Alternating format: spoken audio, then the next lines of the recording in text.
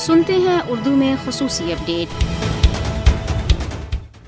مودی کے بھارت میں صحافیوں کو خوف و ہراس کا سامنا ہے۔ ان کے خلاف پولیس تشدد میں اضافہ دیکھنے میں آیا ہے، جبکہ صحافیوں کو بی جے پی حکومت پر تنقیدی رپورٹس چلانے اور حکومتی ناکامیوں کو بے نقاب کرنے پر ہندتوا بریگیڈ کی جانب سے سوشل میڈیا پر دھمکیوں کے ساتھ بدسلوکی کی جا رہی ہے۔ صحافیوں پر ہندو جنوریوں کی طرف سے مسلمانوں پر ہونے والے پرتشدد حملوں کی کوریج کرنے کے بھی الزامات ہیں۔ مودی حکومت اپنے غیر قانونی زیر قبضہ جموں کشمیر میں سچ کی رپورٹنگ کرنے والے صحافیوں کو ہراساں اور جھوٹے الزامات کے تحت گرفتار کر رہی ہے۔ بھارتی حکومت صحافیوں کو ان کی پیشہ ورانہ سرگرمیوں سے روکنے اور حقیقت پر مبنی رپورٹنگ کرنے پر انہیں فوج، پولیس اور دیگر ایجنسیوں کے ذریعے دبا رہی ہے۔ صحافیوں کو پولیس اسٹیشن اور فوجی کیمپس میں طلب کر کے پوچھ گچھ کرنا، ان کے خلاف جھوٹے مقدمات قائم کرنا، گھروں پر چھاپے مار کر اہل خانہ کو ذہنی دباؤ کا شکار کرنا، موبائل فون اور لیپ ٹاپس جیسی دیگر ڈیوائسز کو قبضے میں لینا اور صحافیوں کو ذہنی اور جسمانی تشدد کا نشانہ بنانا روز کا معمول بن چکا ہے۔ اس حوالے سے بین الاقوامی تنظیم رپورٹرز وداؤٹ بارڈرز اور انٹرنیشنل فیڈریشن آف جرنلسٹس نے بھی بھارتی حکومت سے مطالبہ کیا ہے کہ صحافیوں کو آزادانہ طور پر کام کرنے کی اجازت دی جائے، جبکہ ان کے خلاف جعلی مقدمات ختم کرتے ہوئے گرفتار صحافیوں کو رہا کیا جائے۔